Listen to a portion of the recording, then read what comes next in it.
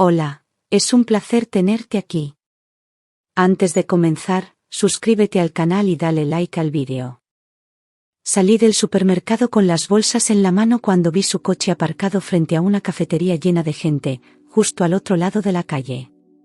Me detuve en seco, el corazón latiendo más fuerte sin saber por qué. Él jamás venía al centro sin avisarme, y menos a esa hora.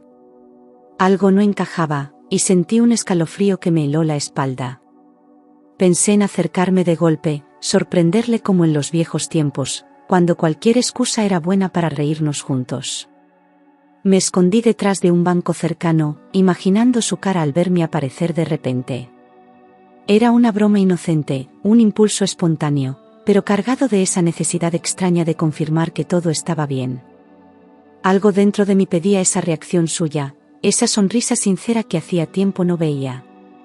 No sabía aún que, en realidad, lo que iba a descubrir no me haría reír jamás. El banco estaba bajo la sombra de unos árboles altos, de hierro forjado y desgastado por el tiempo, justo frente al coche. Me agaché, cuidando de no aplastar las bolsas, y desde allí tenía una vista perfecta del parabrisas. El lugar parecía ideal, discreto, protegido y lo bastante cerca para no perder detalle. Sentí un cosquilleo en el estómago, como si jugara a algo prohibido. Pero no era un juego, era el principio del fin. Miré la hora por tercera vez, llevaba 15 minutos esperando y los nervios me hacían apretar los dientes sin darme cuenta. El aire parecía más denso, los sonidos de la calle se volvían distantes, como si todo girara más lento. Empecé a preguntarme si tal vez me había equivocado de coche, pero no, era el suyo sin ninguna duda. La espera empezó a ser incómoda, como si algo se estuviera gestando justo antes de estallar. Me obligué a respirar hondo, aún creyendo que era solo una sorpresa. De pronto, lo vi aparecer desde la esquina, caminando con paso seguro, como quien tiene todo bajo control. Llevaba su traje gris claro, el que siempre reservaba para reuniones importantes, y el maletín de cuero en la mano izquierda. Ni una sola prisa en su gesto, ni un atisbo de incomodidad. Era él, perfectamente arreglado, como si saliera en un anuncio de relojes. Y sin embargo, algo en su porte me pareció demasiado ensayado. Antes de llegar al coche, se detuvo frente al cristal y, con una lentitud casi ensayada, se pasó la mano por el pelo varias veces. Él nunca hacía eso, mucho menos antes de verme a mí, que ya conocía cada línea de su cara. Fue como si se preparara para alguien más, como si cuidara cada detalle para causar buena impresión. Fruncí el ceño, el corazón se me apretó un poco más. Y en ese instante supe que no estaba allí solo por casualidad. Una figura femenina apareció corriendo desde la otra acera, con un abrigo beige entallado y una bufanda suelta que se movía con el viento. Tenía el pelo suelto, castaño claro, y una sonrisa tan confiada que por un segundo dudé si la conocía. Sin mirar a los lados, fue directo hacia el coche, como si lo hubiera hecho 1000 veces antes. Abrió la puerta del copiloto con una familiaridad que me dejó sin aliento. Mi corazón dio un vuelco cuando reconocí su cara. Era Lucía, la misma Lucía que él siempre mencionaba en casa con voz tranquila, describiéndola como una amiga simpática de la oficina. La misma a la que decía que apenas veía porque trabajaba en otro departamento. Verla allí, sonriendo como si nada, con esa seguridad en su cuerpo, fue como recibir una bofetada sin previo aviso. No era una coincidencia, no era una reunión de trabajo. Era algo que no debía estar viendo, y sin embargo, no podía apartar los ojos. Antes de entrar en el coche, se abrazaron como si llevaran días sin verse, como si se necesitaran. No fue un gesto rápido ni torpe, fue lento, prolongado, con los cuerpos pegados, sin palabras. Él apoyó la barbilla sobre su cabeza por un segundo y cerró los ojos. Yo, desde el banco, sentí un frío que me subió por la nuca hasta los dientes. No recordaba la última vez que me abrazó así a mí. Vi cómo él le abría la puerta con una sonrisa leve y le colocaba la mano en la espalda para ayudarla a entrar, un gesto tierno, casi instintivo. Ella le respondió con una mirada de esas que solo se dan cuando hay historia compartida. Ninguno parecía preocupado por esconderse, como si el mundo fuera solo de ellos. Esa delicadeza, ese cuidado, ya no existía en nuestro matrimonio. Lo entendí de golpe, sin necesidad de más pruebas. El cuerpo me temblaba, pero no era frío, era rabia, incredulidad, humillación, todo mezclado en un solo golpe seco. Sentí que me faltaba el aire, que las piernas no me iban a sostener ni un segundo más. Todo mi mundo, esa vida que había construido durante años, se tambaleaba con la facilidad de una mentira bien dicha. Lo que más dolía no era lo que veía, sino darme cuenta de que siempre había estado ahí, frente a mis ojos. Y yo, ciega, negándome a sospechar. Cuando el coche arrancó lentamente, sentí un impulso casi animal, no podía dejar que se marcharan sin saber a dónde iban. Crucé la calle a toda prisa, sin mirar, sin pensar, siguiendo el sonido del motor como si mi vida dependiera de eso. Caminé detrás unos metros, con el corazón desbocado y las piernas temblorosas. En la esquina, alcé la mano y tomé un taxi al vuelo. Le dije al conductor que no perdiera de vista ese coche, fingiendo una sonrisa nerviosa. «Es una sorpresa para un amigo», dije al taxista mientras mis ojos no se despegaban de las luces traseras del coche de mi marido. Él asintió sin hacer preguntas, acelerando cada vez que el semáforo amenazaba con separarnos. Mi mente iba más rápido que el coche, imaginando excusas, explicaciones que ya no me convencían. No era solo curiosidad, era necesidad. Necesitaba saber hasta dónde llegaba la mentira. Desde la ventanilla del taxi, los veía a través del cristal trasero de su coche, hablaban, reían, gesticulaban con naturalidad. Ella le tocaba el brazo al hablar, y él giraba el rostro hacia ella como si fuera la única persona en el mundo. No había tensión ni prisas, solo comodidad. Eran una pareja, no había otra forma de llamarlo. Y yo, al otro lado del cristal, me convertía en una espectadora de mi propia traición. En uno de los semáforos, el coche se detuvo y, como si el tiempo también se hubiera frenado, vi cómo él le acariciaba el rostro con los dedos. Ella cerró los ojos, sin apartarse, como quien ya conoce esa caricia de memoria. No había culpa, no había duda. Aquella escena, silenciosa y fugaz, gritaba más que cualquier confesión. Lo supe sin margen de error, estaban enamorados. Ella apoyó la cabeza en la ventanilla, sonriendo levemente mientras él le tomaba la mano con naturalidad, sin mirar alrededor. Sus dedos entrelazados permanecieron así durante varios minutos, como si ya no tuvieran que esconder nada. Esa imagen se me grabó como un tatuaje en la memoria. Nada de lo que él pudiera decir después podría desmentir lo que mis ojos habían visto. No era un desliz, era una vida paralela.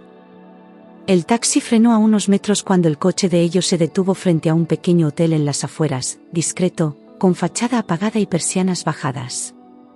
No era un lugar al que uno va por casualidad, sino al que se vuelve porque ya se conoce. Mi estómago se encogió al instante, entendiendo más de lo que quería. El cartel, medio desgastado, apenas dejaba leer el nombre. Pero a ellos no les importó, bajaron del coche sin mirar atrás. Entraron como quien llega a casa, saludando al recepcionista con una confianza que me heló la sangre.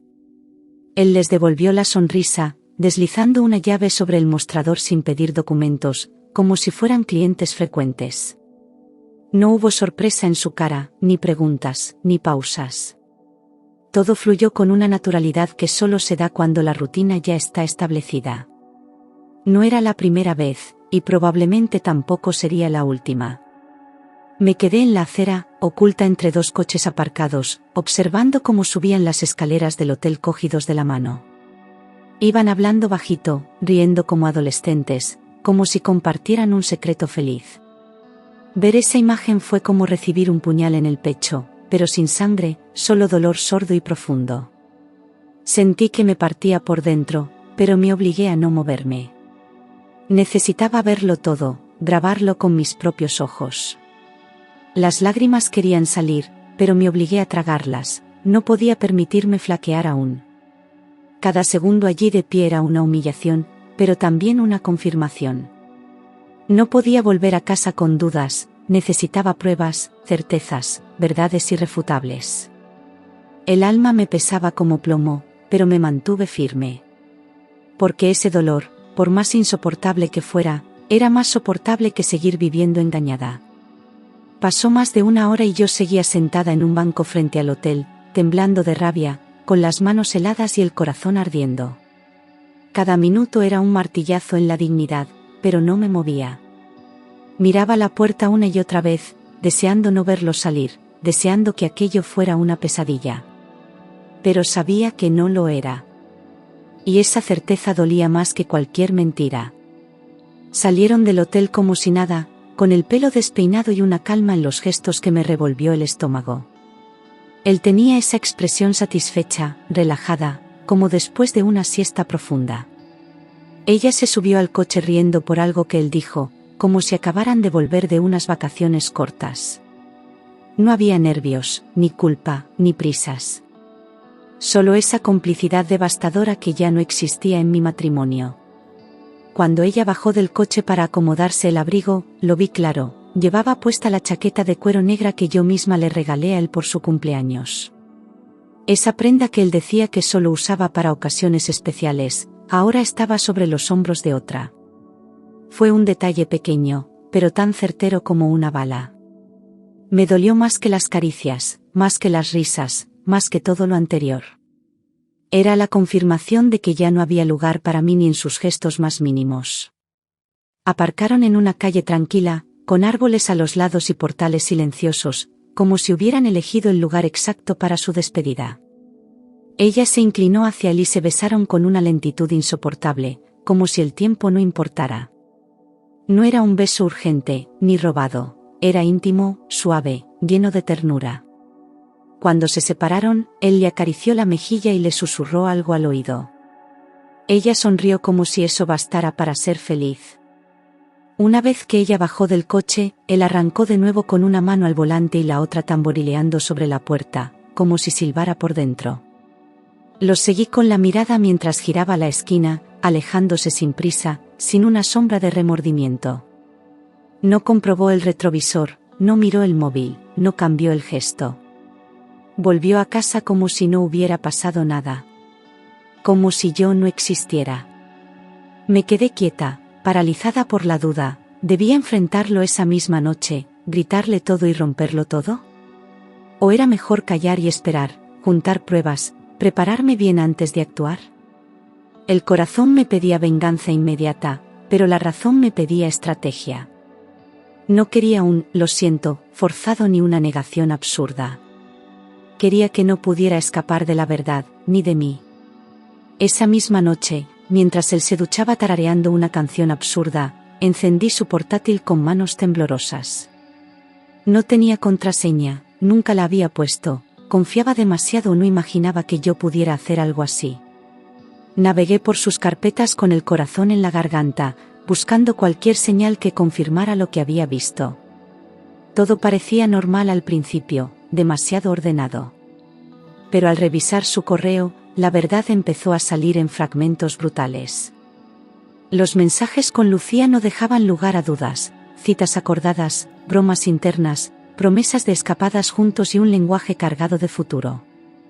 Había correos con fechas, horarios, detalles minuciosos que solo se comparten cuando dos personas planean más que encuentros furtivos. Ella le enviaba fotos de hoteles, él respondía con emojis y frases dulces que jamás me dedicaba a mí. Cada palabra era una puñalada lenta. Era imposible seguir negando lo evidente. Fui al móvil, todavía mojado por el vapor del baño, y abrí su lista de contactos. Busqué Lucía, amor, cualquier pista obvia, pero no había nada. Estuve a punto de rendirme hasta que algo me hizo revisar los nombres menos personales. Allí estaba, Luis Contabilidad. Al abrir el chat, vi las mismas palabras dulces, las mismas conversaciones. Había escondido a su amante tras un nombre anodino, confiando en que yo nunca lo descubriría. Recordé entonces cómo me hablaba de ese supuesto compañero, el tal Luis, que siempre le escribía fuera de horario con asuntos urgentes. Me reí, pero con amargura, sintiendo una mezcla de rabia y vergüenza por haber creído cada palabra. Todas esas veces que me decía que tenía reuniones, que no podía hablar, que estaba agotado por el trabajo, eran excusas para verla a ella. Yo, en casa, esperándole con la cena servida. Y él, fingiendo una doble vida sin remordimientos. No pude más y llamé a Marta, mi mejor amiga, la única en quien confiaba lo suficiente como para contarle todo. Le hablé entre sollozos, sin poder ordenar las frases, y ella solo escuchó hasta el final.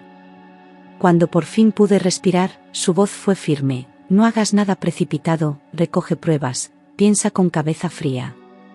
Sus palabras me hicieron anclarme, me devolvieron algo de control. Y su apoyo silencioso fue lo único que me sostuvo esa noche. Abrí una nueva carpeta en mi ordenador, la llamé Luz, para que no despertara sospechas y empecé a guardar todo: capturas de pantalla, correos, mensajes del móvil, recibos digitales. Cada documento era un ladrillo en el muro de evidencia que iba construyendo contra él. No quería que me volviera a mentir, ni que pudiera decir: no es lo que parece. Esta vez, tendría cada prueba delante de sus ojos. Porque no me iba a romper otra vez sin pelear. Durante las semanas siguientes, cada vez que decía que tenía una reunión o que llegaría tarde, yo ya sabía lo que significaba. Sin decir nada, verificaba la ubicación del coche, anotaba horas, registraba todo con la frialdad de quien ha dejado de confiar. Me volví una experta en leer su lenguaje corporal, sus silencios, sus excusas mal disimuladas. Y cada una de sus mentiras me daba más fuerza. Ya no lloraba, me preparaba. Un día lo seguí hasta el mismo hotel, esta vez con gafas de sol y el corazón blindado. Lo vi entrar con ella y, otra vez, el mismo recepcionista les entregó la llave sin pedirles nada. Sonrió, casi con complicidad, como si supiera perfectamente a qué venían. Sentí asco, por ellos y por aquel hombre que participaba de ese juego sucio. Me contuve de entrar y gritarles en la cara. Aún no era el momento. Esa noche, revisando los bolsillos de su abrigo mientras él se duchaba, encontré un pequeño recibo arrugado. Era de una joyería del centro, con fecha de hacía 2 semanas y la descripción clara: anillo de oro blanco con zafiro. No era mi talla, ni mi estilo, ni tampoco una sorpresa para mí. No había regalos pendientes, ni aniversarios olvidados. Ese anillo tenía dueña, y no era yo. La certeza me atravesó con una violencia tranquila: había comprado un anillo para Lucía. No podía imaginar otro destino posible, no había otra mujer en su vida, no en medio de esa rutina tan cuidada. Todo cuadraba, cada detalle encajaba como piezas de un puzzle cruel. Yo había estado esperando amor, y él había estado planeando una nueva vida con otra. No era solo una infidelidad, era un reemplazo. Una semana después, como si nada, me invitó a cenar por nuestro aniversario en ese restaurante caro donde solíamos ir cuando aún creíamos en nosotros. Se mostró atento, pidió mi vino favorito, me hizo un brindis cursi que casi no pude sostener sin vomitar. Yo asentía, sonreía, fingía con la habilidad de quien ya sabe demasiado. En mi bolso llevaba todas las pruebas, quemándome como dinamita. Y él, tan seguro, tan tranquilo, sin imaginar lo que se avecinaba. Durante la cena, noté cómo revisaba su móvil bajo la mesa, disimulando, pero lo bastante torpe como para que yo lo viera. Cada vez que la pantalla se encendía, él desviaba la mirada, contestaba rápido y luego lo escondía como un niño culpable. Yo seguía sonriendo, pero por dentro hervía. No hacía falta adivinar quién escribía al otro lado. Solo me preguntaba cuántas mentiras más sería capaz de sostener en una sola noche.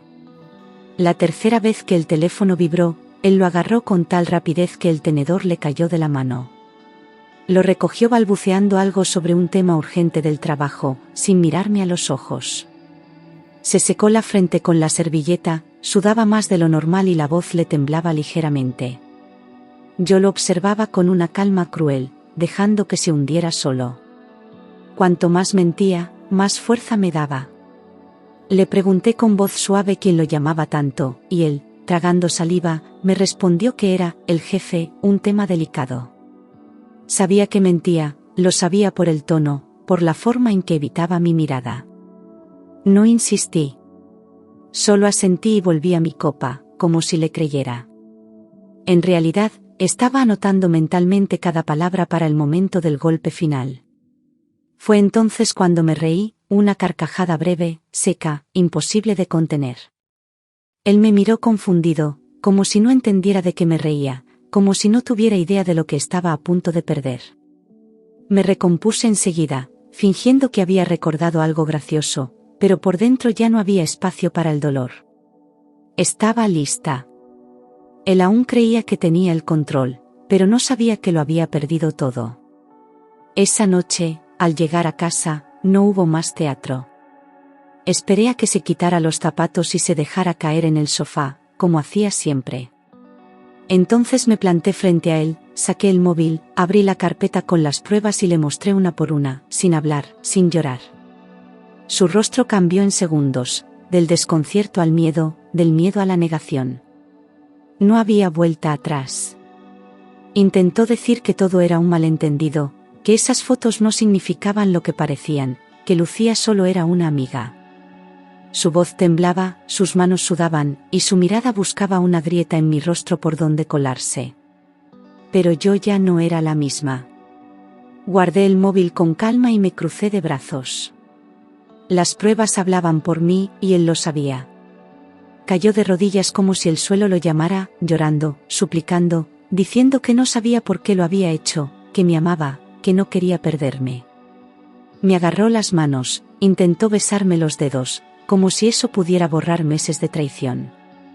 Yo lo miraba desde arriba, desde ese lugar nuevo que había ganado sin querer.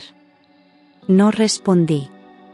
Solo lo dejé llorar, sabiendo que esa escena no era por amor, era por miedo a quedarse solo.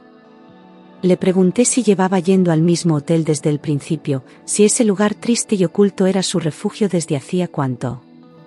No respondió. Solo bajó la cabeza, como un niño que ha roto algo irreemplazable. Su silencio fue mi respuesta más clara.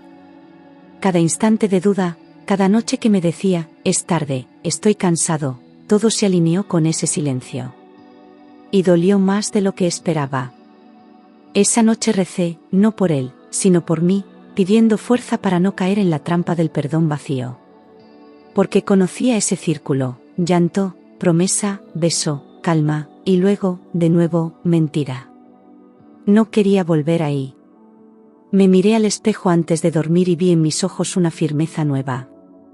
Ya no era su esposa. Era la mujer que iba a salir de esa historia con dignidad. Esperé a que se durmiera profundamente, agotado por su propio drama, y me levanté en silencio. Fui al armario, abrí las puertas con manos firmes y empecé a guardar mi ropa sin prisa, pieza por pieza. No lloré, no dudé, no miré atrás. Solo dejé fuera lo que ya no me pertenecía, su vida, sus promesas, su caos. Cerré las maletas con el mismo ruido seco con el que cerré mi paciencia. Crucé el salón en penumbra, dejando las llaves sobre la mesa junto a la foto de boda que tantas veces quise arrancar. No dejé nota ni despedida, no había nada más que explicar. Al abrir la puerta, sentí por primera vez en mucho tiempo que respiraba sin peso. Bajé las escaleras con las maletas a rastras, cada peldaño una victoria silenciosa. La calle estaba vacía, y por fin, también mi alma. Toqué el timbre de Marta pasadas las 2 de la madrugada, sin avisar, con el rostro helado y los ojos secos. Ella abrió en bata, sin hacer preguntas, solo me abrazó con una fuerza que me sostuvo entera. Dormí en su sofá con la maleta a los pies y el corazón en pausa. Aquella noche no soñé, ni lloré. Solo dormí, como quien por fin ha dejado de esperar. A la mañana siguiente, me despertó la luz del sol entrando por la ventana y el aroma del café que Marta preparaba en silencio. Me senté en el sofá, me cubrí con la manta y por primera vez no sentí rabia, ni angustia, ni dolor. Solo una calma serena, desconocida. Ya no era su mujer. Era yo, por fin yo. Ese mismo día pedí cita con una abogada recomendada por Marta, llevando conmigo una carpeta repleta de pruebas irrefutables. Al contarle mi historia, su expresión fue de sorpresa contenida, pero profesional. Me explicó los pasos, las opciones, los derechos que él no podría negar. Salí de allí con un plan claro y una fuerza renovada. Ya no era víctima, era testigo y parte activa de mi libertad. Presenté la demanda sin previo aviso, entregando cada prueba con la seguridad de quien ya no necesita explicaciones. Él recibió la notificación 3 días después, en la oficina, según me informó mi abogada. No me llamó, no escribió, quizá porque ya entendía que esta vez no había espacio para palabras. Había cruzado una línea de la que no se vuelve. Yo, por fin, caminaba hacia otra vida. Una semana después, Marta me envió un mensaje con una captura. El marido de Lucía también lo había descubierto. Alguien le mostró fotos de ella entrando en el hotel con mi exmarido, y su reacción fue inmediata. Según supimos, la echó de casa esa misma noche, sin gritos, sin escenas. Solo le abrió la puerta y le dijo que no pensaba criar a sus hijos con una traidora. No necesitaba más que la verdad desnuda. Me costó poco confirmar que mi ex no era el primero ni el único en la lista de Lucía. Descubrí mensajes antiguos con otro compañero del trabajo, idénticos en tono y promesas. Ella no buscaba amor, buscaba adulación, distracción, poder sobre los débiles. Lo que teníamos era apenas un episodio más en su cadena de engaños. Y él se creyó especial, como todos los demás. La imagen pública de Lucía empezó a derrumbarse como castillo de naipes. Compañeros que antes la admiraban ahora le daban la espalda en los pasillos. Su marido no solo la abandonó, sino que compartió con sus padres y amigos la verdad sin filtros. Ya no era la simpática del departamento, sino la que rompía hogares. Ella, que tanto cuidaba su imagen, no supo cómo sostener la caída. Descubrí que incluso mientras estaba con mi exmarido, Lucía ya se escribía con otro hombre, más joven, recién llegado a la empresa. No era amor, era adicción al juego sucio, al poder de seducir sin compromiso. Ella no rompía reglas, las ignoraba por completo. Y él, mi ex, había arruinado nuestro matrimonio por alguien que nunca pensó en quedarse. La ironía era tan brutal como justa. Los rumores no tardaron en explotar en la oficina, filtrándose entre despachos, pasillos y grupos de WhatsApp como una tormenta inevitable. Ya no eran solo miradas de compasión o cuchicheos discretos, eran risas contenidas, silencios incómodos, puertas que dejaban de abrirse. Ambos intentaron mantener la calma, pero el desprecio colectivo era palpable. Habían sido descubiertos sin elegancia ni redención. El precio de la mentira empezó a ser más alto de lo que esperaban. Una tarde, recibí su llamada. No hubo saludo, solo su voz quebrada diciendo: «Lo he perdido todo, menos a ti». Se aferraba a esa frase como si pudiera salvarse, como si mi perdón fuese un salvavidas en medio de su naufragio. Cerré los ojos, escuchando en silencio su llanto del otro lado. Pero ya no me dolía. Solo me sorprendía que aún pensara que yo era parte de su mundo. Le respondí sin elevar la voz, sin dramatismos, con la calma que solo da la verdad asumida: «Ya me perdiste, el día que entraste en ese hotel». No hubo gritos, ni reproches, ni súplicas después. Solo un silencio largo, lleno de todo lo que ya no necesitaba decir. Colgué sin temblar, sin mirar atrás. Era el cierre definitivo de una historia que él había destruido con sus propias manos. El día de la audiencia, se presentó con traje oscuro y mirada vacía, intentando mostrar una compostura que ya no convencía a nadie. La jueza fue clara, directa, implacable, los hechos eran evidentes, las pruebas incontestables. No hubo margen para giros ni lágrimas que cambiaran el rumbo. Mi abogada habló por mí con precisión quirúrgica. Cuando salí de esa sala, no era solo una mujer divorciada, era una mujer libre. Firmé los papeles con una mezcla de dolor y alivio, como quien cierra la puerta de una casa en llamas sin volver la vista.